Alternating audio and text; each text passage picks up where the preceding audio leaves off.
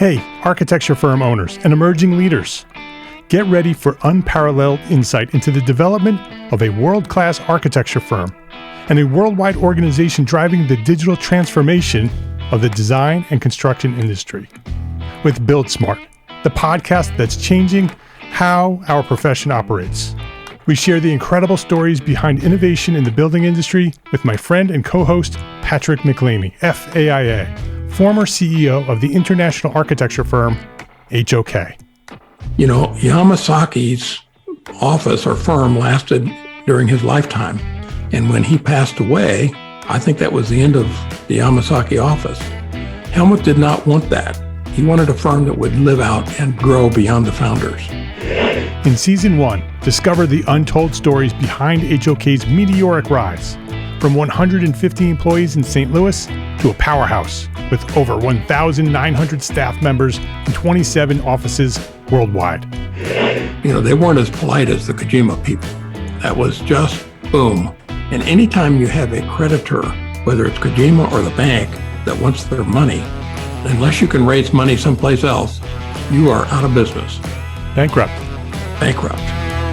And hold on tight for Season 2, where Patrick takes us on a new adventure as chairman of Building Smart International, shaping the future of digital transformation in the design, construction, and operation of built assets. Ian Howell, Ken Harold, and I, Ken was my technical representative from HOK. The three of us took a tour of Europe of 5 cities in 5 days. Very busy time. Simply follow the link in the show notes to subscribe to Build Smart now and uncover lessons that will transform you and your architecture firm.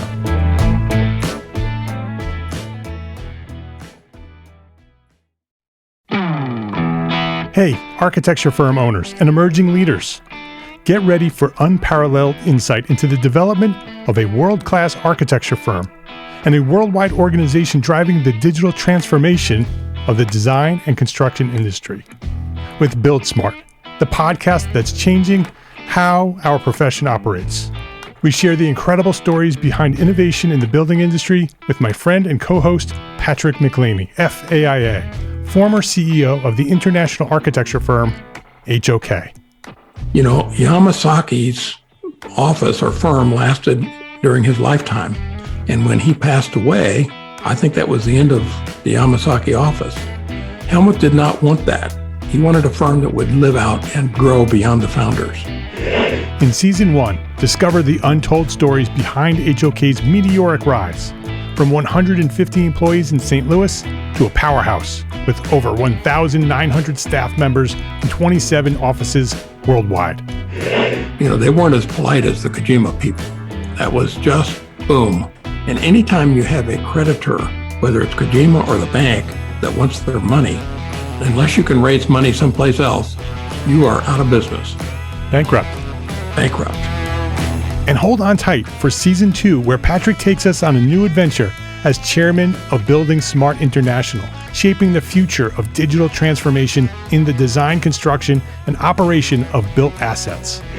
Ian Howell, Ken Harold, and I, Ken was my technical representative from HOK. The three of us took a tour of Europe of 5 cities in 5 days. Very busy time.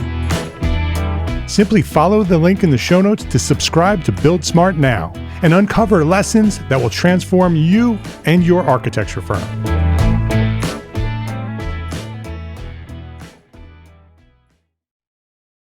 We all want to build a better business so we can be better architects. Well, a better business starts with planning for profit. Download your free course, Profit for Small Firm Architects, at EntreArchitect.com/free course. You are listening to EntreArchitect Podcast, and this is episode 191.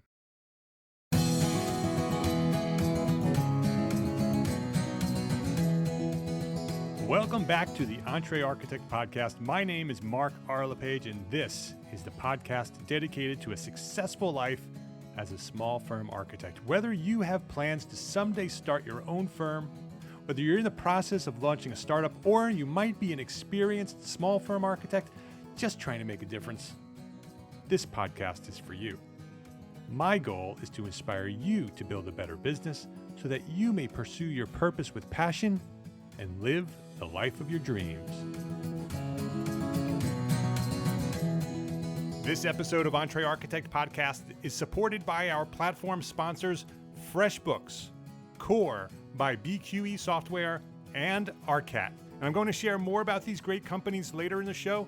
But before we get started here, just take a quick note to schedule some time later today, as soon as you're finished listening here, to go visit each one of them and let them know that you appreciate them for supporting us, the EntreArchitect community. Nick Serfass, welcome back to EntreArchitect podcast. Thanks, Mark. Glad to be here. I appreciate the invite back. Oh, I'm excited to have this conversation. It's been a long time. 3 years. We connect all the time on social media and the internet, so very aware of what's going on with you and the AIAS and your family and all the things that are going on. So I feel like I'm caught right up to date. But our listeners haven't heard your voice here at the EntreArchitect podcast since October 2014, back in episode 50. So you were really early on. It was when you first became executive director of the American Institute of Architecture students, and we talked about your origin story and how you got to where you were as executive director. Sure. So people can go back to listen to that if they want to know your origin story. What I'd love to start with is your role as executive director. Nick's role as executive director, he focuses on driving the organization toward relentless forward progress. And that's so he can create a more impactful future for his student members. The AIAS are all student members of architecture and the profession as well. Nick holds alumni status as a Virginia Wahoo, a Miami Hurricane, and an Auburn Tiger. So I'm sure there's lots of hooting and howling on the other end right now. And he's an architect when he needs to be. But he's the executive director of the American Institute of Architecture students, a friend of mine, Nick Serfass. So you can go back and listen to his origin story back in episode 50. But let's talk about your role as executive director. You are running the American Institute of Architecture students. Talk about your role there and what Sure. you're doing. Yeah, I mean, first and foremost, I'm kind of the operational captain here at AIAS to make sure that the events and the programming and the services of the organization move forward. But at a higher level, I'm trying to help bridge the gap between academia and the profession. I'm trying to connect students to the profession and help them understand more about what it's like in the profession and giving them the tools and resources to succeed once they get there. And the main way we do that, Mark, is through storytelling. I mean, that's you mentioned you've seen a lot of me. That's because a lot of what we've done since 2014, since episode 50, is a ton of storytelling about the profession, about what students should know or need to know, and vice versa, highlighting student stories and highlighting the great content that our students produce and the qualifications they bring to the table as well. So we provide opportunities on a two-way street. We storytell both ways. And that's a lot of what we've been doing for the past 3 years here. In your intro, you talk about relentless progress forward.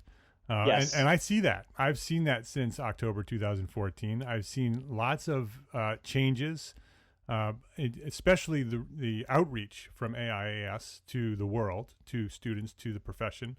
I see it with your videos, Ask an Architect, which I love, on YouTube. I see it in your new podcast, the AIAS Audio Experience. I see lots of social media. I see lots of storytelling. I love what you're doing. I love the progress that you're making, and I'm sure that you're seeing results with the organization. Yeah, absolutely. I love that you mentioned how much of it you're seeing, because that's really important. We're trying to get more eyeballs on the organization to make more people aware of who we are and what we're doing. So that we can both grow our community, but also, grow the impact our community has on the communities they serve and the profession at large. The more folks that know more about AIAS, the more opportunities our membership has to engage with people. There's a lot of public relations to it. But at the same time, there's substance to it, because it's not just getting out on social media. It's creating products and programs and services to have a story to tell, once we get out there. if it was all just light fluff, I don't think it would go as far. But we have consistent new content, consistent new programming, and we're always trying to experiment. And I know your show, Mark, is about small firm ownership, and I think that that's a tactic that any small business owner can use is constantly trying to tweak their services and their products and letting people know about them, getting that story out there. Because it's one thing to be able to provide a service or to provide a product, but if nobody knows about it, then you're probably not going to sell a lot of it. So being able to leverage social media and digital products and things that anybody and everybody can use nowadays, I mean, it's not terribly difficult. The barriers to entry in that space are so low that anybody has an opportunity to market really well in 2017. So we've tried to do that, and so we've tried to not only create the substance but also push it out there. So we're trying to do both. Yeah, that's some great lessons to learn from what you're doing, from a marketing point of view, from a storytelling point of view. What you are so successful at connecting with the students of architecture in what you're doing and the stories that you're telling through social media and through these other platforms. What I would love to have a conversation about here, because our audience is sole practitioners and small firm architects, there are students listening as well, which I love to have the students listening and learning about business before they get into the profession. Super important. But I would love to talk about this generation of architects. Every generation is different. Every environment that they come into is different. The profession is continuously evolves. The tools we have, the digital tools we have, the computers we have, the software that we have is different than it was 10, 15, 20 years ago. The students that are coming out of schools and into the profession are different than they were 15, 20 years ago. And what I would love to know is how could architects who want to attract this talent to their firms do that? How can they be attractive to incoming the new generation of architects? How do you connect with them? Sure. Yeah, great question. And I'll start with the student side. I think first and foremost, there are so many avenues to go out and research where a student might work these days. So if I'm on the cusp of graduation, there's a lot online, there's a lot on social media. I can research all of these firms and then go check them out at a deeper level than ever before. In the past, maybe the firms had a website, maybe there was a little work online, but it wasn't a real deep dive. You knew who the really good people were, and the rest was just word of mouth. But now I can go in and I can find out a lot about, even small firms. I can dive into Instagram. I can dive into Facebook. I can dive into, any other social media platform. Websites can be more robust. And really, that's where our students are going. They're going to try to find out more. And I think the biggest challenge is that our students sometimes get to these smaller firms and they get to the web page and all there is the homepage. There's the .com and that's it. So there's very little opportunity for them to do a deep dive. If they can't do a deep dive, they can't get deeply passionate about working there. So I think the best way to succeed in that environment is for firms to simply do more documentation in the digital tools that are available. And Gary Vaynerchuk talks about this. He talks about documenting, not creating. You don't need an artist or a videographer to make this successful. You just need to show what you're doing. And I think the more vulnerable, the more authentic, the more content that you can actually put out there shows students what they're getting into and might make them more passionate and more interested in working with you. You mentioned the differences in students nowadays versus, maybe 10 or 20 years ago. And yeah, there are differences, but they're all still varied in what they're interested in. I don't think there's any one universal approach that students bring to the table. Some are really interested in technology. Some are in sustainability. Some are in city planning or historic preservation. They're still in all the same topics, but the difference is they're out there searching for firms that are really passionate about those topics as well. And if they can't identify with that passion, then they're not going to come. I know you have a small firm as well, Mark. If let's say that your firm is interested in historic preservation. Well, if a student doesn't understand that from your website, from your social media, from the way that you storytell, they might not ever find you. So, you've got to relay what you're actually working on and get that message out so that students can identify with it. Yeah, so important. Do you think that the website is the priority, that you start with the website before you get into any sort of social media?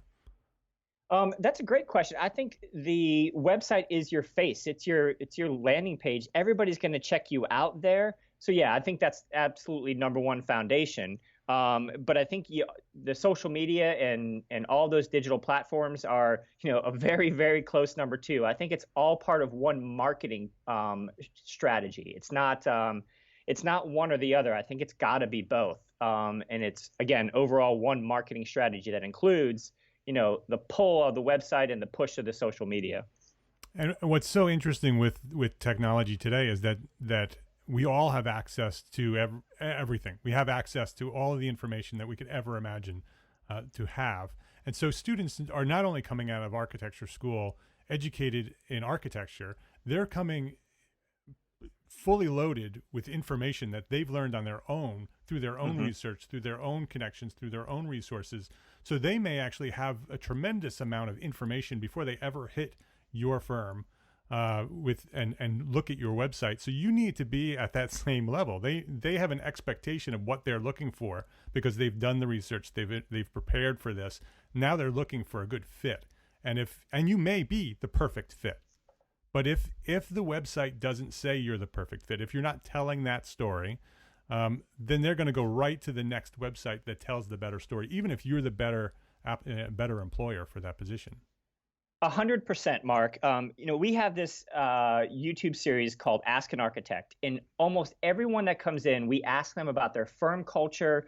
What is it like to work there? We don't want to know about, the project specifically or, the day in and day out grind. We want to know what it's like culturally to work there. What are the people like? What kind of philosophies are important? What kind of strategies are employed? What's rewarded at the firm and what isn't? And we get that by asking, straight up, what is your culture like? But we also get that information by asking, about advice for students or, what's an ideal day at work for you? Or what are you looking for in a good employee? Or what are some of the most successful employees? And that tells the story. And those types of pieces of content, anybody could go on Instagram and make a 60-second video about how to work at your firm or what we're looking for or what a typical day is like. And it's as basic as that. It's creating great content about culture. And I think you hit the nail on the head there. Fit is the number one priority. And if all you see is a one static homepage and nothing else, it's hard to identify if you fit or not. Yeah, and whether you are marketing to your clients or you're marketing to your future employees, your website needs to do both. It needs to tell both stories. Mark, that's a great complimentary point. I think even though we're not an architecture firm here, we use we go out and we seek vendors and things like that. So we operate as a client sometimes, and I can tell you, being a student organization, I look for a certain culture in the vendors I use. So if I'm a certain type of architecture client, I'm probably looking for a certain type of culture in the architecture firm that I want to hire. A big healthcare firm or company is probably much different than a family building a house or a church building, a new structure, whatever it is. So I think it works for the client side as well as the hiring side. Absolutely. What are some ways you think on the website? What are some ways other than just straight up text? And maybe that's the question. Should it be text or should it be video or should it be, Nope. Is there any way that we can best connect with the people who are looking for this story? Yeah, I don't really know anybody who reads a ton anymore, unless you're reading a book at night on your bedstand.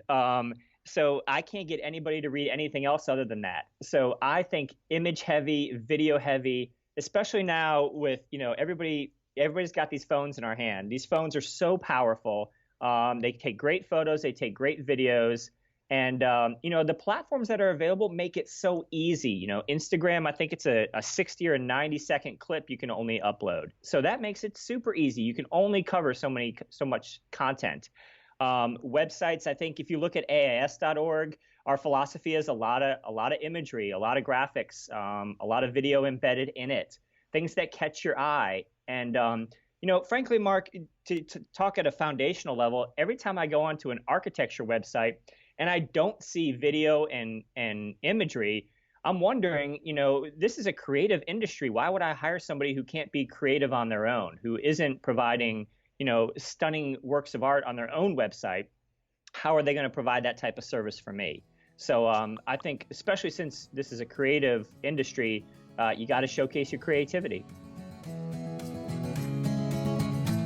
Let's take a quick break here to say thank you to our platform sponsors here at EntreArchitect, BQE Software, ARCAT, and FreshBooks. This podcast episode is sponsored by BQE Software, the makers of BQE Core. BQE Core revolutionizes the way architects manage projects, time and expenses, billing, and accounting. Made by BQE, the company behind ArchiOffice, Core saves you time while giving you the visibility, the flexibility, and the power you need to grow your firm. Work from anywhere, seamlessly collaborate, and gain transformative insights with Core's groundbreaking platform. Learn more and get a free trial at EntreArchitect.com/BQE. Hey, and if you want to see a demonstration of Core, I recently invited Stephen Burns of BQE Software to join me for a live EntreArchitect special session webinar, where Steve had the opportunity to show us inside Core and all it has to offer us small firm architects. And a recording of that webinar is available to our community, the EntreArchitect community, for free at EntreArchitect.com/BQE webinar. So go check that out, and when you're ready to give it a try, visit EntreArchitect.com/BQE and access your fully functional trial of Core free for 15 days. Hey, if you've been listening to this podcast anytime during the past few months, you've heard me talking about our friends over at ARCAT, and hopefully you're already using their free resources on a regular basis. But for those of you who have not yet checked them out, ARCAT is a great tool for small firm architects. ARCAT has a huge library of free content, CAD, BIM, specifications, and more. And they've done all the work for you. I mean it. They've done all the work. If you need a spec, click on over and download a CSI 3-part specification in multiple formats, free. How about CAD details or BIM objects, all free, click of a mouse. ARCAT has tons of building product content ready for you to use, and it's all completely free. You don't even have to register to download the content. And they've recently launched something new. It's called Charrette. Create a project, assign tasks, share and collaborate with colleagues and clients, all in real time. Pull content directly from the ARCAT database or from anywhere out on the web and keep it in Charrette. It's another free resource from ARCAT for you, the EntreArchitect community. Visit them right now. Go check them out. EntreArchitect.com/ARCAT. That's ARCAT. EntreArchitect.com/ARCAT. And click on the Charrette icon right there on the homepage to check out Charrette. Imagine what you can do if you had an additional 2 days every month to dedicate to anything that you want. Maybe you just want to spend more time on design. Maybe you want to start building that new business process. Maybe you want to start painting again. Maybe you want to spend more time with your kids. Or maybe you want to finally start that development project. Well, when you're a small firm architect using FreshBooks cloud accounting software, you could save 192 hours every month. That's 2 business days every month. That's the amount of administrative time that you could save this year if you're using FreshBooks. FreshBooks makes it simple to send invoices, post your expenses, automatically track your time for the whole team by project, and get organized with reports, communication, and notifications. My favorite feature of FreshBooks is the automated email reminders sent to my clients to remind them to pay their bills. That's done automatically, and you control the whole thing. Sign up for a free 30-day unrestricted trial and get ready for the simplest way to be more productive, organized, and most importantly, get paid faster. Visit EntreArchitect.com/FreshBooks to access FreshBooks for free. And be sure to enter EntreArchitect in the How Did You Hear About Us section. BQE Software, ARCAT, and FreshBooks. Please visit our platform sponsors today and thank them for supporting you, the EntreArchitect community. And then once you have that website, once you have that website that's working, you have a section for, and that's, should it be a section or should it be the whole brand or both? Let's start with that conversation. Yeah, I mean, ultimately, at the end of the day, the point of the website is to tell the story about your firm. So there's a million ways to design it. I mean, I'm not a website designer traditionally, but I think, you've got to identify what the story is that you have to tell, and then you can, build from there. I mean, whether it's little galleries of images or galleries of videos or, custom content. What we've done at AIAS, if you go onto our website, you'll actually see 6 little digital media icons at the bottom of the page. And those are all custom proprietary content that we make. It's not heavy duty. It's not something we spend a lot of time on. They're really quick and easy things. They're the Ask an Architect series. There's a blog series, whole bunch of things, but they're unique and they're proprietary to us, and they allow us to tell our story as best as possible. And so I don't think there's one format. I think just as long as you're getting it out there, you're doing better than a lot of other folks. Yeah, and I think once you have that story developed and accurately being told, you're telling that story to everyone, because your clients are interested in that story as much as your next employee. And so it doesn't have to be a work with us section. It's the whole website is telling your story, and that's what students are looking for. Yeah, I mean, plus one, Mark. I mean, it is your face. I mean, and by face, I mean not just what people see, but what they hear and what you're saying and everything like that. So, I mean, we live in a world where, anybody we work with or engage with, we go straight to LinkedIn or Facebook and check them out. And clients are the same way. They're not going to stop at your website. They're going to go check out your LinkedIn page. They might pull up your Facebook page. And so it all tells a story. And if, you do all of that really well, you're just that much farther along in getting that client. I think that is your marketing. It's frankly, it's awesome that all of this is available. I think a lot of people see it as a burden, or, gosh, I got to hire somebody to do this. Or, back in the day, we didn't have to do all this type of stuff. And I think, no, this is an opportunity. This is an opportunity to market to a whole new audience and reach new clients and reach new employees that you've never been able to reach before, all with relative low barrier for entry. Anybody can pick up the social media on the phone, and, any entry-level employees can help with graphics and things like that for the website. And, even websites aren't that expensive these days. So, plus one to exactly what you said. Yeah, I would also suggest that you do a Google audit. Just type your name in Google and see what comes up, because that's the first thing. Whether it's a client or a future employee looking for a new job, that's the first thing they're doing. That's how they're finding your website. Mark, you're dead on, spot on with that. And, I'll give you a specific example. I mean, there was a time, I think it was shortly before I was going for this position, when I did just that. And, there were a few pictures of me that were more social than professional. And I don't think that's a bad thing, but you got to make sure that, there's context there and that there's nothing crazy. And I actually had, I reached out to Google and had one photo taken down at one point, just because, I'm trying to put out the best possible, image that I can that reflects, what I'm trying to do. And so, sometimes you got to do what you got to do to make sure that brand and that image reflects, your services. One of those Wahoo photos, I guess. Yeah, I forget. It all fades. Yeah, we don't need to talk about it. Yeah. So, I think that's so important that you do know what people are seeing, whether it's your clients or an employee looking for a job, that they're searching for an architect. They might be searching for you, and if they're typing your name in, you should know what they're finding. And there are ways, if the things at the top of the list are not things that you want to be seen, you can create other content with specific SEO to get to that top of the list, and that stuff gets all pushed down to the bottom and no one ever sees it. Yep, we employ that a lot at AIAS, at least when we first started out.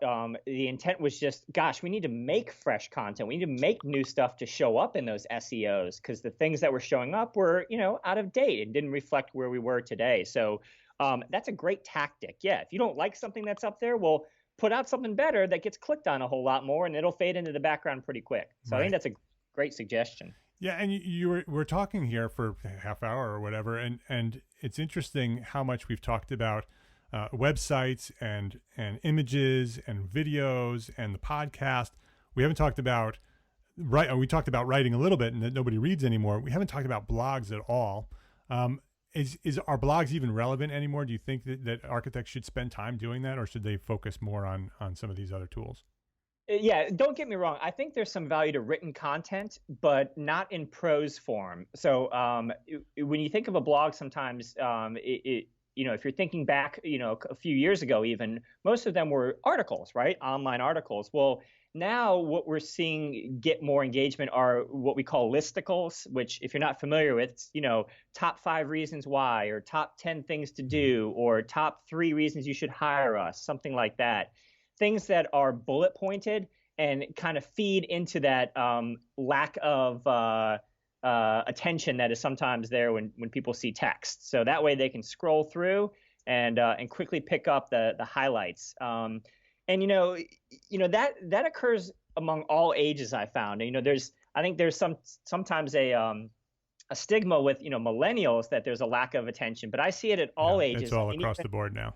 Yeah, my 75-year-old dad can barely keep his fingers on one post on Facebook for too long. So I think we're all just evolving as a species in a certain way, and we all have to react to it and realize what's happening. And so if you're not reacting to what you're doing yourself, then you're kind of fooling yourself a little bit, right? So yeah, I think the listicle is where we've started to kind of evolve the written word a little bit.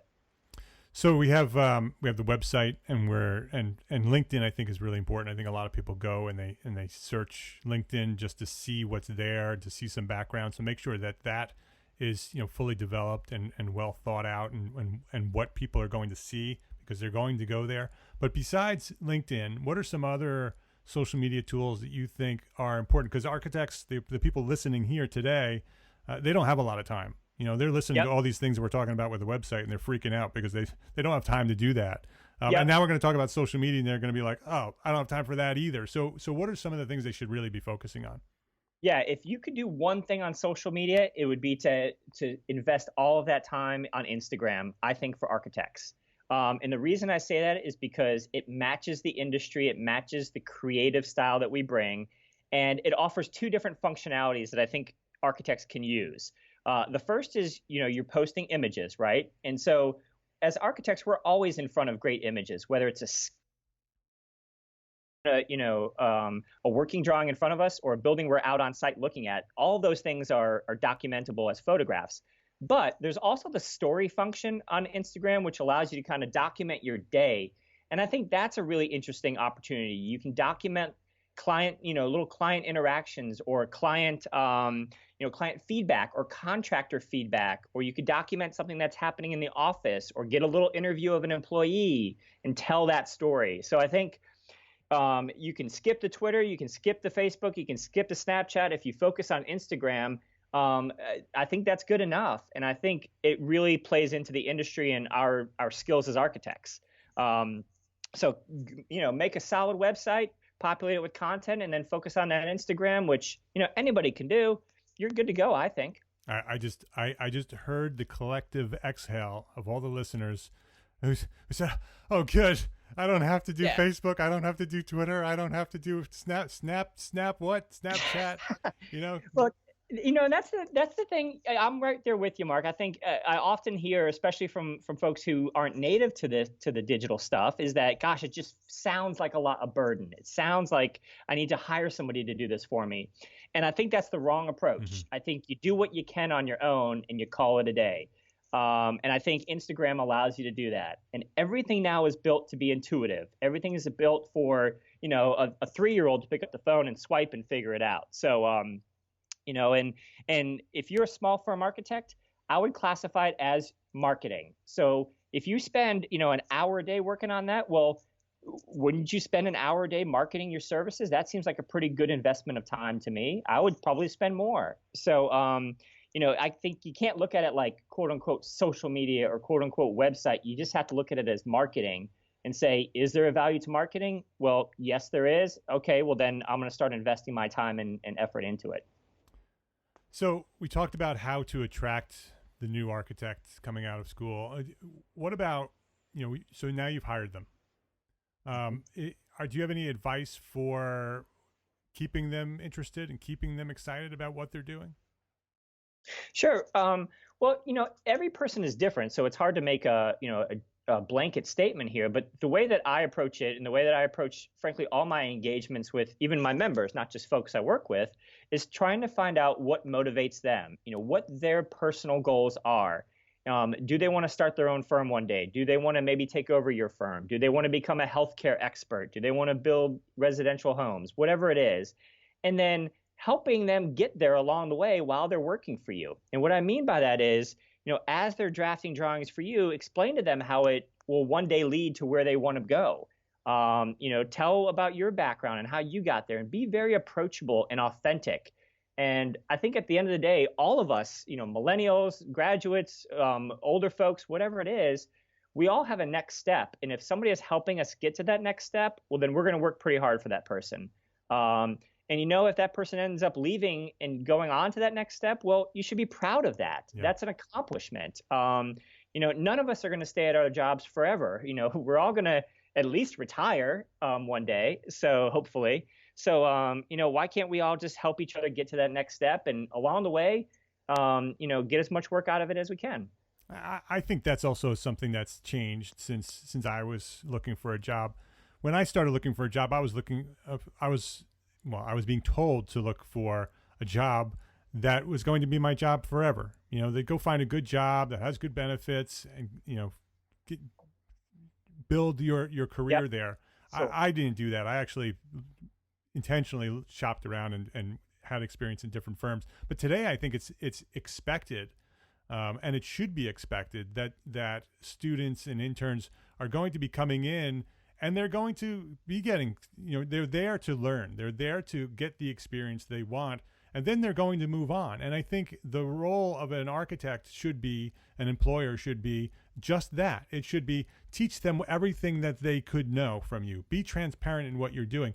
Build a great architect so they can go out and build the profession as well. And then we all rise together because we all become better architects. Yeah, absolutely, Mark. And at the end of the day, those relationships stay there, even if someone leaves your company. And I still work very closely or have great relationships with some of the my past supervisors at architecture firms. And now, like, I bring them onto the Ask an Architect show. 20 years ago, they would have never thought that would have happened. But you never know where paths are going to cross in life. So it's all about creating great relationships. So yeah, the expectation that somebody's going to stay anywhere for 30 years, well, it's just kind of setting yourself up for failure. I mean, that might happen, but right. We'll celebrate that in 30 years if it does. In the meantime, let's talk about today and what we can make happen now. Yeah, I think many architects sort of are afraid to give them all of the secrets. Yeah. The quote unquote secrets. There are no secrets. We all know, which is why I do what I do. So I share everything I know to encourage everybody else to share what they know. There are no secrets. And if we share our secrets, we're all going to rise together.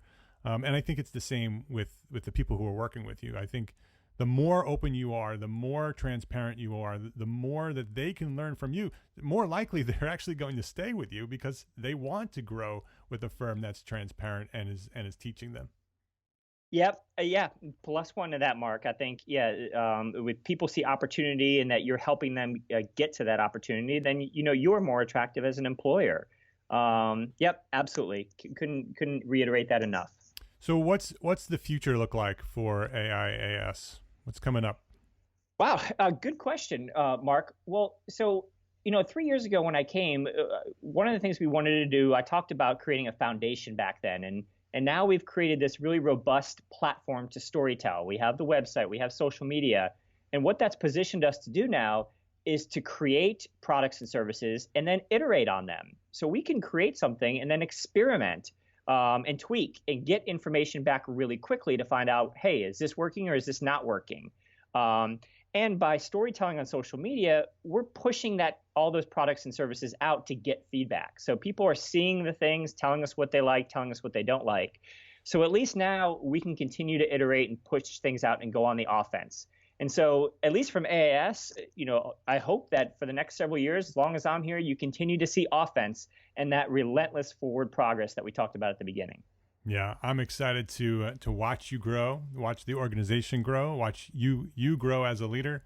It's been fun watching you and the organization evolve over the last 3 years. Before we wrap up here, I want to ask the one question that I ask all my guests. What is one thing that a small firm architect can do today to build a better business for tomorrow? I think I mentioned it earlier on. It's documenting, not creating. I think the big burden for all this social media seems to be that people think you have to create. And Gary Vaynerchuk talks about this, for those who know him. It's just documenting. It's showing what you're doing, be authentic about it, and be vulnerable, and tell your story. And all that means is just documenting. It's showing what's happening day to day, what you're doing, what your thought process is. And before you know it, you might find that you have your robust story out there for everyone to see and witness. Yeah, great advice. And that's really easily done using Instagram, as suggested earlier.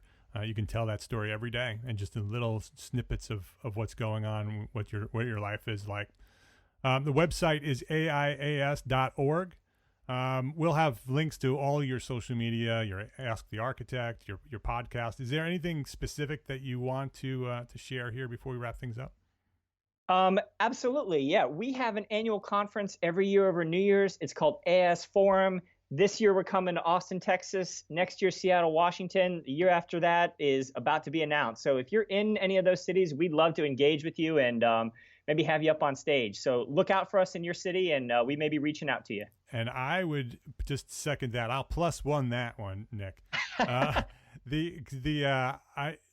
I haven't been to a forum in a long time, and I went to the forum in Chicago a few years ago.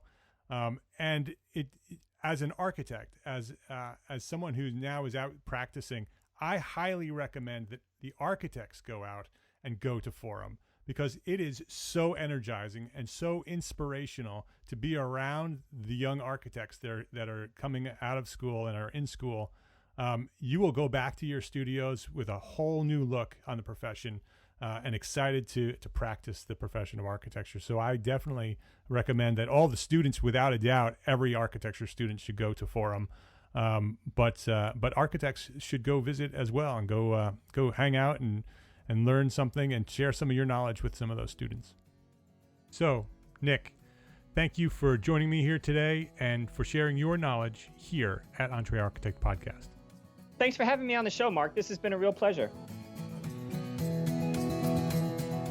If you liked what we shared here today at EntreArchitect Podcast and find any value in anything we're doing throughout the EntreArchitect world, throughout the EntreArchitect platform, throughout the EntreArchitect community, if you like what we're doing, I ask you to do one thing. Share what we're doing with a friend. Send them this link, EntreArchitect.com/episode 191. That's the link for this show, and share it. Share it with a friend. Don't forget to download your free course at EntreArchitect.com/free course. It's a profit course that will teach you how to be profitable. Just follow those steps and you'll learn how to be profitable. Simple. And it's free. EntreArchitect.com/free course. My name is Mark R. LePage, and I am an entrepreneur architect. And I encourage you to build a better business so you can be a better architect. Love, learn, and share what you know. Thanks for listening. Have a great week.